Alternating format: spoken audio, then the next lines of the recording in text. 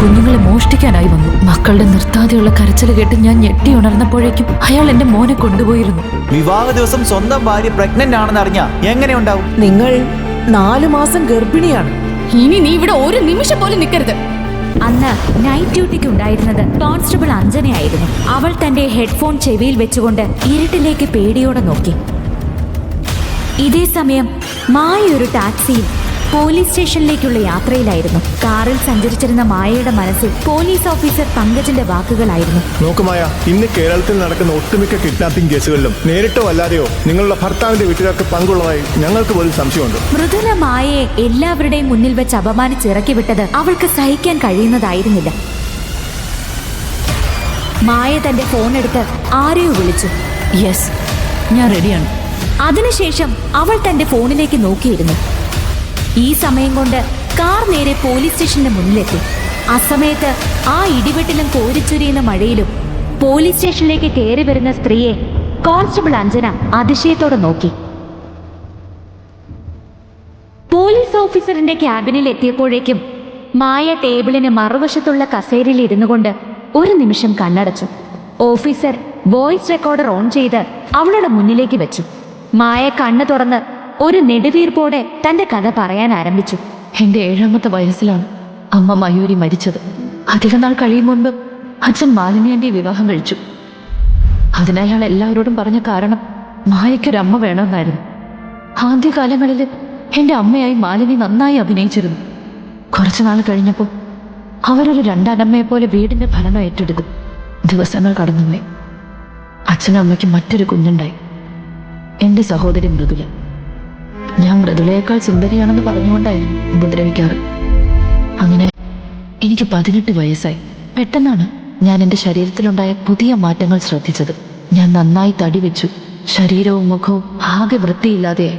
എനിക്ക് വലിയ തോതിൽ ഹോർമോൺ ചേഞ്ചസ് ഉണ്ടായതായിരുന്നു കാരണം. എൻ്റെ ഭാരം ഒരു 80-90 കിലോ വരെ കൂടി. പിന്നീടാണ് ഞാൻ ആ സത്യം അറിഞ്ഞത്. മാലിന്യാന്റിയായിരുന്നു എല്ലാത്തിനും കാരണം. എനിക്ക് തരുന്ന ഭക്ഷണത്തിലും ജ്യൂസിലും ഒക്കെ അവർ ഹോർമോൺ ഇംബാലൻസ് ഉണ്ടാക്കുന്ന മരുന്നുകൾ ചേർത്തിരുന്നു. കോളേജിൽ പോകുമ്പോഴൊക്കെ എല്ലാവരും എൻ്റെ ശരീരം കണ്ട് കളിയാക്കും. ബോയ്സ് ഒന്നും എന്നോട് മിണ്ടാൻ പോലും തയ്യാറാകുമായിരുന്നില്ല. എനിക്കൊരു പ്രേമമോ ബോയ് ഫ്രണ്ടോ ഒന്നും തന്നെ ഇല്ലായിരുന്നു. ഒരു ദിവസം അച്ഛൻ എന്നെ വിളിച്ച് കല്യാണത്തെക്കുറിച്ച് സംസാരിച്ചു. എനിക്ക് ആദ്യമൊന്നും താല്പര്യമില്ലായിരുന്നു. അപ്പോഴാണ് അച്ഛൻ അയാളുടെ ഫോട്ടോ എന്നെ കാണിച്ചത്. അതായിരുന്നു അജയ് മേനോൻ, കാരാട്ട് വിശ്വനാഥ മേനോന്റെ മകൻ. അവരിങ്ങോട്ട് കൊണ്ടുവന്ന പ്രപ്പോസലാണെന്ന് അച്ഛൻ പറഞ്ഞു. എനിക്ക് വിശ്വസിക്കാൻ കഴിഞ്ഞില്ല.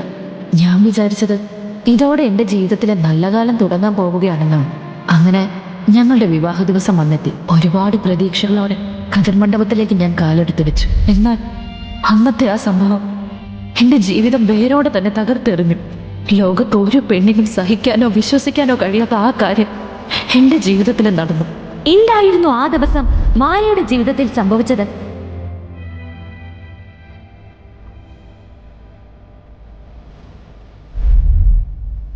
എനിക്ക് സഹിക്കാൻ കഴിയാത്ത വിധം വയറുവേദനയും വോമിറ്റിങ്ങും ഉണ്ടായി. ഡോക്ടറെ കാണിച്ചപ്പോൾ അവർ പറഞ്ഞത് കേട്ട് ഞാനും അച്ഛനും ഒരേ സമയം ഞെട്ടി. നിങ്ങൾ 4 മാസം ഗർഭിണിയാണ്. പിന്നെ ഈ അവസ്ഥയിൽ അബോർഷൻ ഒരിക്കലും പോസിബിൾ അല്ല. എനിക്ക് എന്ത് ചെയ്യണമെന്ന് അറിയില്ലായിരുന്നു. അച്ഛൻ എന്നോട് ദേഷ്യപ്പെട്ട് ഇറങ്ങിപ്പോയി. അച്ഛനെ എങ്ങനെ പറഞ്ഞ് സമാധാനിപ്പിക്കണമെന്ന് മനസ്സിലാവുന്നില്ല. വിവാഹം കഴിഞ്ഞ് ഏതാനും മണിക്കൂറുകൾക്കുള്ളിൽ ഞാൻ എങ്ങനെ പ്രഗ്നന്റ് ആകാനാണ്? അതോ 4 മാസം? എന്താണ് എനിക്ക് സംഭവിച്ചതെന്ന് എനിക്ക് തന്നെ മനസ്സിലാകുന്നില്ല. ആരും ഞാൻ പറയുന്നത് വിശ്വസിക്കുന്നുമില്ല. അച്ഛനെ എങ്ങനെ പറഞ്ഞ് സമാധാനിപ്പിക്കണമെന്ന് മനസ്സിലാകുന്നില്ല. ഞാൻ വീട്ടിൽ ആരെങ്കിലും വിളിച്ചു കയറ്റിയോ എന്ന് വരെ എൻ്റെ അച്ഛൻ സംശയിച്ചു. മാസങ്ങൾ കടന്നുപോയി. ഞാൻ പ്രസവിച്ചു. പൂ പോലെയുള്ള 2 ഓമന കുഞ്ഞുങ്ങൾക്ക് ഞാൻ ജന്മം നൽകി. ഒന്നൊരു ആൺകുട്ടിയും മറ്റൊരാൾ പെണ്ണുമായിരുന്നു. അവരെ കണ്ടപ്പോൾ തന്നെ എൻ്റെ വിഷമങ്ങളെല്ലാം പോയി. എന്നാൽ അന്ന് രാത്രി മറ്റൊരു സംഭവം ഉണ്ടായി. രാത്രിയിൽ മുഖം മൂടി അണിഞ്ഞ ഒരു മനുഷ്യൻ എൻ്റെ കുഞ്ഞുങ്ങളെ മോഷ്ടിക്കാനായി വന്നു. മക്കളുടെ നിർത്താതെയുള്ള കരച്ചിൽ കേട്ട് ഞാൻ ഞെട്ടി ഉണർന്നപ്പോഴേക്കും അയാൾ എൻ്റെ മോനെ കൊണ്ടുപോയിരുന്നു. എനിക്കെൻ്റെ മോനെ മാത്രമേ തിരിച്ചു കിട്ടിയുള്ളൂ. ഏതൊരമ്മയ്ക്കും താങ്ങാൻ പറ്റുന്നതിലും അപ്പുറമായിരുന്നു ആ രാത്രി. പിന്നീട് പലതും സംഭവിച്ചു. വീട്ടിലുള്ള കുറ്റപ്പെടുത്തലുകളും അവഹേളനങ്ങളും സഹിക്കാൻ വയ്യാതെ ലണ്ടനിലുള്ള ചിറ്റയുടെ വീട്ടിലേക്ക് ഞാനും മോളും താമസം മാറി. ആരും തന്നെ ഞാൻ എവിടെ പോകുന്നെന്ന് അന്വേഷിച്ചില്ല. ഞങ്ങളുടെ പുതിയൊരു ജീവിതം ലണ്ടനിൽ ആരംഭിച്ചു.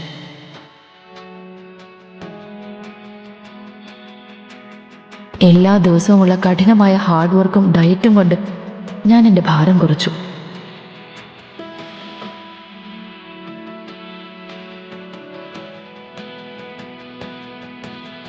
ഏകദേശം 6 വർഷങ്ങൾ കഴിഞ്ഞു. ഇന്നിപ്പോൾ ഞാൻ പഴയ ചിമായി അല്ല, ഞാൻ സ്ലിം ബ്യൂട്ടിയായി. മാത്രമല്ല, ഇന്ന് ഞാൻ ലോകമെമ്പാടും അറിയപ്പെടുന്ന ന്യൂറോ സർജൻ ഡോക്ടർ മായ മയൂരിയാണ്. ഒരു മനുഷ്യന് പോലും ഇന്ന് എന്നെ കണ്ടാൽ തിരിച്ചറിയില്ല. എൻ്റെ രൂപവും ഭാവവും എല്ലാം മാറി. ആ പഴയ മായയെ ഇന്ന് ആർക്കും അറിയില്ല. പക്ഷേ മായ മയൂരി എന്ന സുന്ദരിയായ ഡോക്ടർ എല്ലാവർക്കും പ്രിയപ്പെട്ടവളാണ്. പണ്ടത്തെ മായയിൽ നിന്ന് അവൾക്ക് ഒരുപാട് മാറ്റം വന്നു, സ്വഭാവത്തിലും ശരീരത്തിലും. ഒരു ദിവസം രാത്രി ഒട്ടും പ്രതീക്ഷിക്കാതെ അച്ഛൻ്റെ ഒരു കോൾ വന്നു. അറ്റൻഡ് ചെയ്യാൻ ആദ്യം ഞാനൊന്ന് മടിച്ചെങ്കിലും ഞാൻ ആ കോൾ എടുത്തു. ഹലോ മായമോളെ, അച്ഛനാണ്. അത് മോളെ മൃദുവിന് കല്യാണപ്രായമായി. അപ്പോ അതിന്റെ കാര്യങ്ങൾ തീരുമാനിക്കണം. പിന്നെ മോളുടെയും ശരിയാക്കണ്ടേ. മോളൊന്ന് നാട്ടിലേക്ക് വരുമോ? പിന്നെ നിന്നെ പിക്ക് ചെയ്യാൻ അജയ് എയർപോർട്ടിലുണ്ടാകും. എല്ലാം കേട്ട് മായ ഒന്ന് ദീർഘശ്വാസം എടുത്തു. ശേഖരൻ ആദ്യം മൃദുലയുടെ കാര്യം പറഞ്ഞൊരു മുഖവുരയിട്ടതാണെന്ന് മായയ്ക്ക് മനസ്സിലായി. അജയന്റെ കാര്യം പറയാനുള്ളൊരു മുന്നൊരുക്കം അത്ര തന്നെ. വർഷം ഇത്രയായില്ലേ, എത്രയും പെട്ടെന്ന് ഇതിനൊരു നീക്കുപോക്കുണ്ടാക്കിയേ പറ്റൂ. അത് മാത്രമല്ല, മറ്റൊരു കാര്യം കൂടി അവൾക്ക് അറിയേണ്ടതുണ്ട്. മായയ്ക്ക് ഇപ്പോഴും അറിയാത്ത കാര്യമാണ് തന്റെ കുട്ടികളുടെ അച്ഛനാരാ എന്നത്. ജീവിതത്തിൽ കുറെ പ്രതിസന്ധി ഘട്ടങ്ങൾ തരണം ചെയ്തതാണവൾ. ഇനിയും ഏറെയുണ്ട് അവളുടെ മുൻപിൽ. അതിൽ പ്രധാനം നഷ്ടപ്പെട്ട തന്റെ മകനെ കണ്ടെത്തണം. പിന്നെ ഒരിക്കലെങ്കിലും അറിയണം താൻ എങ്ങനെ പ്രഗ്നന്റ് ആയി എന്ന്. എന്താണ് തനിക്ക് സംഭവിച്ചത്? തനിക്ക് ഗർഭം സമ്മാനിച്ച ആളെയും കണ്ടെത്തണം. അയാളുടെ മുൻപിൽ ചെന്ന് നിന്ന് എന്തിന് തന്നോടിത് ചെയ്തതെന്ന് ചോദിക്കണം. എന്നിട്ട് അയാൾ എന്ത് നേടിയെന്ന്, എന്തുകൊണ്ട് തന്നെ അയാൾ അന്വേഷിച്ച് വന്നില്ല എന്നും ചോദിക്കണം. മോൾക്കാണെങ്കിൽ നാളെ കഴിഞ്ഞ് വെക്കേഷൻ തുടങ്ങും. അപ്പോൾ നാട്ടിലേക്ക് പോകാൻ എന്തായാലും പറ്റും. ഇന്ന് തന്നെ ലീവും വിളിച്ചു പറയാം. ഇന്നാണ് മായയും മോളും നാട്ടിലേക്ക് പോകുന്നത്.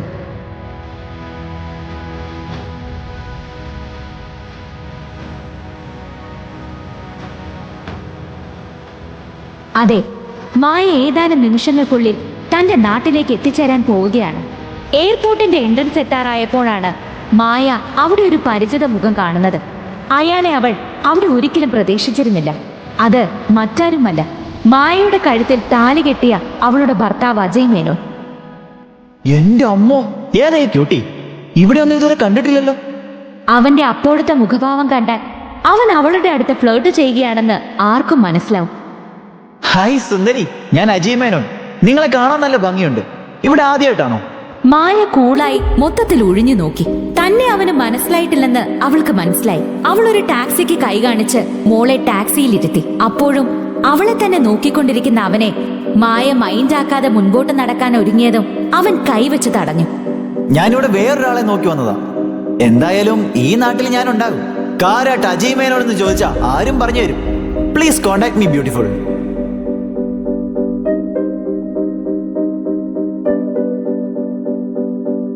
എന്നാൽ ആ സമയം കൊണ്ട് തന്നെ മായ മോളെയും കൊണ്ട് ടാക്സിയിൽ കയറി പോയിരുന്നു. അധികം വൈകാതെ തന്നെ അവരുടെ ടാക്സി അവൾ ബുക്ക് ചെയ്ത സഫൈർ ഹോട്ടലിൽ എത്തിച്ചേർന്നു.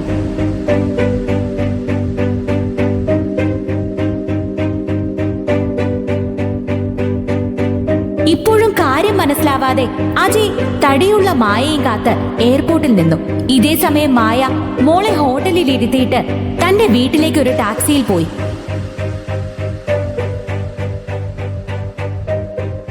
അധികം വൈകാതെ തന്നെ അവൾ വീട്ടിലെത്തിച്ചേർന്നു. മായയെ കണ്ടയുടൻ ശേഖരൻ സന്തോഷത്തോടെ വന്ന് ആദ്യം അന്വേഷിച്ചത് അജയിനെ കണ്ടിരുന്നു എന്നാണ്. മായമോൾ വന്നോ?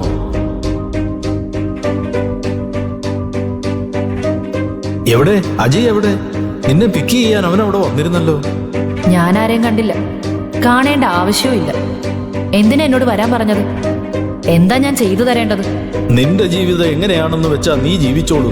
വെറുതെ ആ മോനെ കൂടി ബലിയാടാക്കണ്ട. നിങ്ങൾ തമ്മിൽ ഒരുമിച്ച് ജീവിച്ചിട്ടില്ലെന്നും നിനക്ക് മറ്റൊരാളിൽ ജനിച്ച കുട്ടിയുണ്ടെന്നും പറഞ്ഞ് അജയ് ഡിവോഴ്സ് ഫയൽ ചെയ്തിരുന്നു. അതുകൊണ്ട് ഡിവോഴ്സ് കിട്ടാൻ എളുപ്പമായിരുന്നു. പക്ഷേ നിന്റെ ഒരു സൈൻ കൂടി വേണം. അത് കിട്ടിയാൽ ആ പേപ്പർ സബ്മിറ്റ് ചെയ്താൽ തീർന്നു.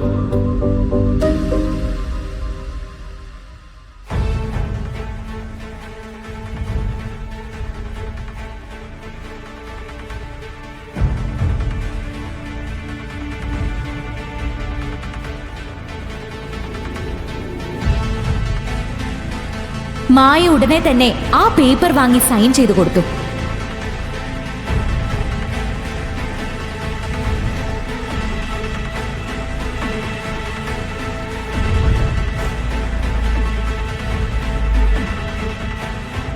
ഇനി എന്താണെന്ന ഭാവത്തിൽ അവൾ ശേഖരനെ നോക്കി. ഞങ്ങൾക്ക് മോളുടെ ഒരു സഹായം കൂടി വേണം. അപ്പോൾ നിന്റെ അമ്മയുടെ ആ സ്ഥലവും അതിൽ നിൽക്കുന്ന നമ്മുടെ കമ്പനിയും അതിപ്പോ നിന്റെ പേരിലല്ലേ? അത് വെറുതെ കിടന്നിട്ട് ആർക്കാണ് പ്രയോജനം? അജയ് മൃദുവിനെ കല്യാണം കഴിക്കാൻ പോവാ.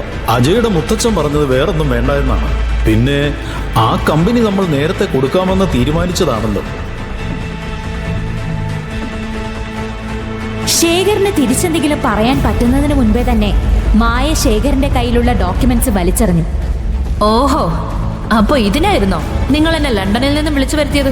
ആ സ്ഥലവും കമ്പനിയും കൊന്നാലും ഞാൻ ആർക്കും തരില്ല. അതെനിക്ക് എന്റെ അമ്മ തന്നിട്ട് പോയ സമ്മാനമാണ്. മായ എല്ലാവരെയും കോപത്തിൽ നോക്കിക്കൊണ്ട് ആ വീട്ടിൽ നിന്നും ഇറങ്ങി നടന്നു. അവളുടെ ശബ്ദത്തിനപ്പോൾ വല്ലാത്ത കനമുണ്ടായിരുന്നു. പക്ഷേ കണ്ണുകൾ നിറഞ്ഞൊഴുകുകയായിരുന്നു.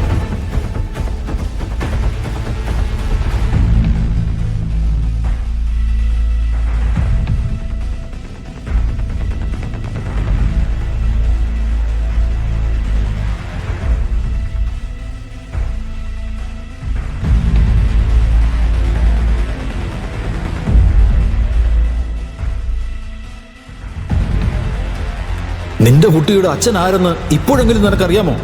ആ ചോദ്യം വീണ്ടും വീണ്ടും അവളുടെ ചെവിയിൽ മുഴങ്ങിക്കേട്ടു. വണ്ടിയിലിരിക്കുമ്പോഴെല്ലാം അവൾ തന്റെ മകനെ എങ്ങനെ കണ്ടുപിടിക്കാമെന്നാണ് ചിന്തിച്ചിരുന്നത്. എന്റെ മോനെ ഒന്ന് കണ്ടുപിടിക്കാൻ ഒരു വഴിയില്ലല്ലോ ദൈവമേ. മോനെ കണ്ടെത്തിയിരിക്കണം. മായ മനസ്സിൽ ഉറച്ച തീരുമാനങ്ങൾ എടുത്തു. ടാക്സി ഹോട്ടലിൽ എത്തിയതും ടാക്സിക്കാരന് പൈസ കൊടുത്ത് മായ ഹോട്ടലിനുള്ളിലേക്ക് ചെന്നു.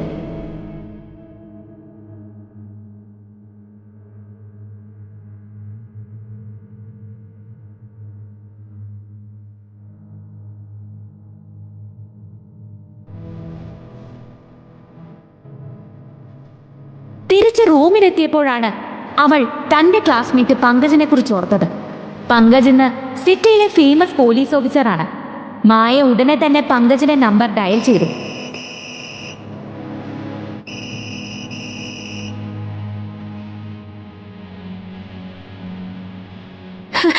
പങ്കജ്, എടോ, എന്റെ മോനെ കണ്ടുപിടിക്കാൻ എന്തെങ്കിലും ഒരു വഴി പറയാമോ പ്ലീസ്?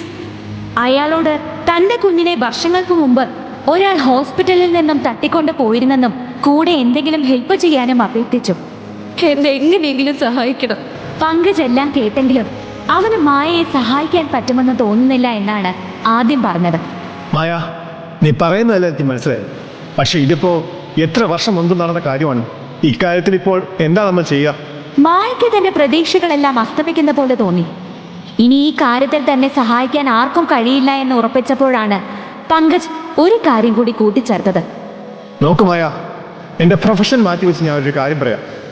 ഇന്ന് കേരളത്തിൽ നടക്കുന്ന ഒട്ടുമിക്ക കിഡ്നാപ്പിംഗ് കേസുകളിലും നേരിട്ടോ അല്ലാതെയോ കാരാട്ടുകാർക്ക് പങ്കുള്ളതായി ഞങ്ങൾക്ക് പോലും സംശയമുണ്ട്. സോ ബെറ്റർ താൻ തന്നെ അജയ് മേനോനെ പിടിക്കാം. മായയ്ക്ക് കാര്യങ്ങൾ ഏകദേശം മനസ്സിലായി. പക്ഷെ എങ്ങനെയാണ് അജയുടെ കയ്യിൽ നിന്ന് കാര്യങ്ങൾ അന്വേഷിച്ചറിയുക എന്ന് എത്ര ആലോചിച്ചിട്ടും അവൾക്ക് മനസ്സിലാകുന്നില്ല. ആലോചനയോടെ മുറിയിൽ നിന്നും പുറത്തേക്ക് നടന്നു. ഹോട്ടൽ ലോബിയിൽ എത്തിയപ്പോൾ അതാ അവിടെ ഇരിക്കുന്നു അജയ്. അജയ് താഴെ ഹോട്ടൽ ലോഞ്ചിൽ മായയെ കാത്തിരിക്കുകയായിരുന്നു. അവൾ ഏത് ഹോട്ടലിലാണ് താമസിക്കുന്നതെന്ന് അവൻ കണ്ടുപിടിച്ചിരുന്നു. പക്ഷേ ആ ഹോട്ടലിൽ താമസിക്കുന്ന ആളുകളുടെ ഡീറ്റെയിൽസ് ഒന്നും ആർക്കും കൊടുക്കില്ല. അത് കാരണം അവളുടെ റൂം അവന് അറിയാനായില്ല. അജയ് കുറെ നേരമായി അവളെ കാത്തിരിക്കാൻ തുടങ്ങിയിട്ട്. എന്തിനെങ്കിലും അവൾ താഴെ വരുമെന്ന് അവൻ കരുതി. ലിഫ്റ്റ് ഇറങ്ങി വരുന്ന മായയെ കണ്ടതും അവന്റെ മുഖം പൂനിലാവ് ഉദിച്ചതുപോലെ തെളിഞ്ഞു. ഹായ്, ഇവിടെയാണോ താമസിക്കുന്നത്? ഞാനിവിടെ വേറൊരാളെ കാണുന്നതാ. ഇത് വലിയ സർപ്രൈസ് ആയല്ലോ. എന്നാൽ അവനെ കണ്ടതും മായ അവനെ ഗൗനിക്കാതെ നടന്നു. പെട്ടെന്ന് അജയ് അവളുടെ നേരെ തന്റെ കയ്യിലുള്ള ബൊക്ക നീട്ടി. അവൾ ഒന്ന് ചിന്തിച്ചപ്പോൾ പങ്കജ് പറഞ്ഞ കാര്യം ഓർത്തു. അവനുമായി എങ്ങനെയെങ്കിലും അടുക്കുന്നതാണ് ബുദ്ധിയെന്ന് അവൾക്ക് തോന്നി. മായ പെട്ടെന്ന് തന്നെ അവനെ നോക്കി ഒന്ന് വശ്യമായി പുഞ്ചിരിച്ചു. അല്ല, താനിപ്പോ ഫ്രീ ആണോ? ഒരു കോഫി കുടിക്കാൻ പോയാലോ? ഇവിടെ നല്ലൊരു ഷോപ്പുണ്ട്. അജയ് അവളെ നോക്കി ചോദിച്ചു. പുറത്തേക്ക് പോകാൻ ഇറങ്ങിയതാണെങ്കിലും അജയ് തന്നെ കാണാൻ വന്നത് എന്തിനാണെന്ന് അവൾക്ക് അറിയാമായിരുന്നു. കാരണം അവൻ ഇപ്പോഴും തന്നെ മനസ്സിലായില്ലെന്ന് അവൾക്ക് വ്യക്തമായിരുന്നു. മാത്രമല്ല, ഇപ്പോൾ അവന്റെ കൂടെ പോയി എന്തെങ്കിലും ഒരു കോൺവെർസേഷൻ ഉണ്ടാക്കുന്നത് നന്നായിരിക്കുമെന്ന് അവൾക്ക് തോന്നി. മായ ഓക്കെ പറഞ്ഞപ്പോഴും അജയ്ക്ക് അത് വിശ്വസിക്കാൻ കഴിഞ്ഞില്ല. ഓ താങ്ക് ഗോഡ്, ഞാൻ മായ ഫ്രീ ആവണേന്ന് പ്രാർത്ഥിക്കുകയായിരുന്നു.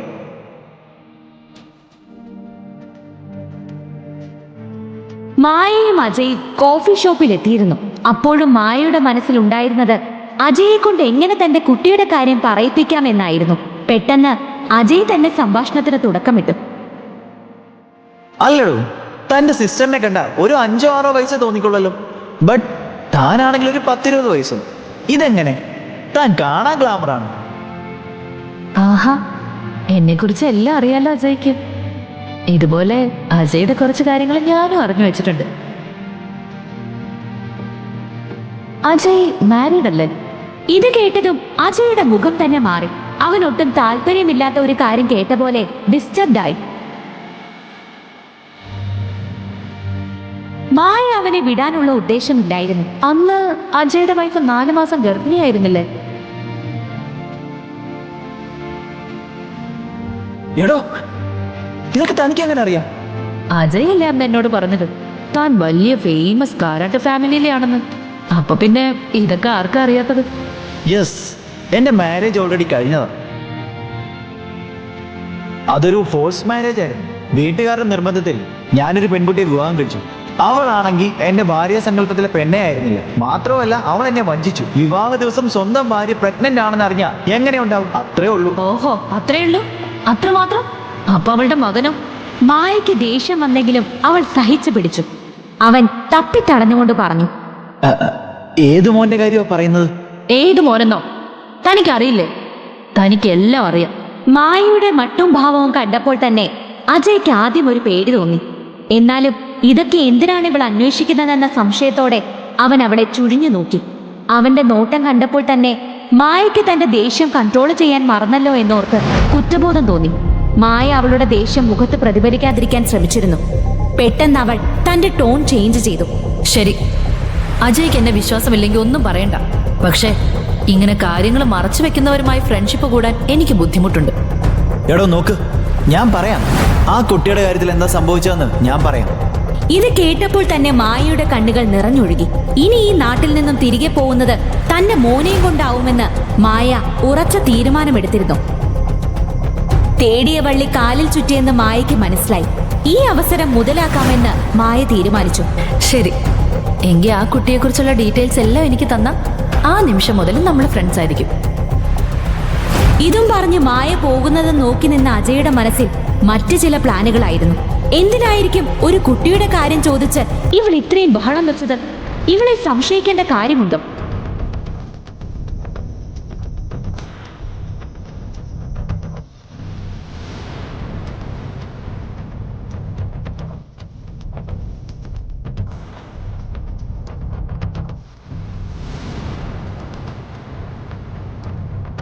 അടുത്ത ദിവസം രാവിലെ തന്നെ മായയുടെ സഹോദരി മൃദുല ആരുടെയോ കാറിനെ ഫോളോ ചെയ്തു പോവുകയാണ്.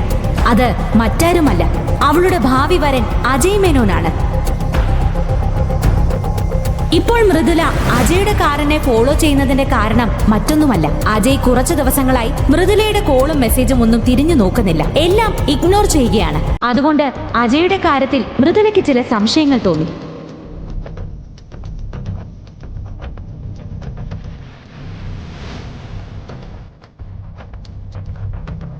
അജയുടെ കാർ ഒരു ഹോട്ടലിന് മുന്നിൽ പാർക്ക് ചെയ്തു. അജയ് വണ്ടിയിൽ നിന്നും ഇറങ്ങി നേരെ ഒരു ഹോട്ടൽ സ്റ്റാഫുമായി സംസാരിച്ചു കൊണ്ടിരിക്കുകയാണ്. മൃദുല അവിടെ മറഞ്ഞു നിന്നുകൊണ്ട് അജയ് പറയുന്നതൊക്കെ ശ്രദ്ധിച്ചു. വൈകുന്നേരം 6 മണിയാവുമ്പോൾ എന്റെ ഗസ്റ്റ് വരും.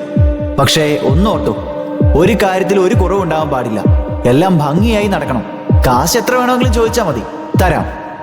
ഞാനൊരു ഗിത്താറും വായിച്ചു വരുമ്പോൾ എന്റെ മേൽ മാത്രമായിരിക്കണം സ്പോട്ട് ലൈറ്റ്. പാർട്ടി അടിപൊളിയായിരിക്കണം. ഇതെല്ലാം കേട്ടുകൊണ്ട് മൃദുല മറഞ്ഞു നിൽക്കുന്നുണ്ടായിരുന്നു. മറ്റൊരു ഹോട്ടൽ സ്റ്റാഫ് വന്ന് മൃദുലയുടെ കാര്യം അന്വേഷിച്ചപ്പോഴും അവൾ ഒന്നും അറിയാത്ത ഭാവത്തിൽ അവിടെ നിന്നു.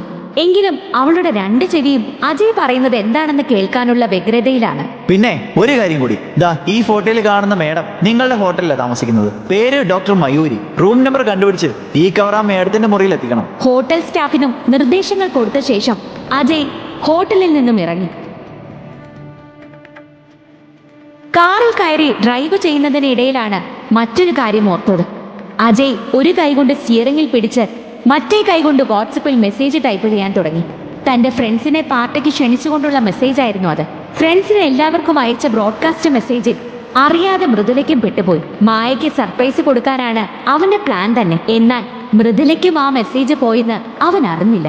ഇതേ സമയം ഡ്രൈവ് ചെയ്തുകൊണ്ടിരുന്ന മൃദുല പെട്ടെന്ന് അജയുടെ മെസ്സേജ് കണ്ട് നോക്കി. Tonight at 7 at Sapphire Cafeteria. Be there. അപ്പൊ ഈ സർപ്രൈസ് എനിക്കുള്ളതായിരുന്നോ? പെട്ടെന്ന് അവൾക്കൊരു ഐഡിയ തോന്നി. എന്തുകൊണ്ട് മായയെ കൂടി ക്ഷണിച്ചൂടാ? അജയ് തന്നെ പ്രപ്പോസ് ചെയ്യുന്നത് അവളും കണ്ണു നിറയെ കാണട്ടെ. പക്ഷേ അവൾ ഈ പാർട്ടിക്കൊന്നും വരുന്ന ടൈപ്പല്ല. പിന്നെ എന്ത് ചെയ്യും? മൃദുല ആലോചിച്ചു. യെസ്, നിന്നെ വരുത്താനുള്ള തുറുപ്പ് ചീട്ട് എന്റെ കയ്യിലുണ്ട് മോളെ. അവൾ ഉടനെ തന്നെ മായയെ വിളിച്ചു. നീ എന്താ വിചാരിച്ചത്? അജയ് എന്നെ കെട്ടില്ലെന്നോ? എന്നാ നീ ഇന്ന് വൈകുന്നേരം ഹോട്ടൽ സഫയറിന്റെ കഫറ്റീരിയയിൽ വന്നാ അവിടെ വെച്ച് അജയ് എന്നെ പ്രപ്പോസ് ചെയ്യുന്നത് കാണാം. അത് മാത്രമല്ല, നിന്റെ മോൻ എവിടെയാണെന്ന് എനിക്കറിയാം. നിനക്ക് എന്തെങ്കിലും അറിയണമെന്നുണ്ടെങ്കിൽ അവിടെ വാ, ഞാൻ പറഞ്ഞുതരാം.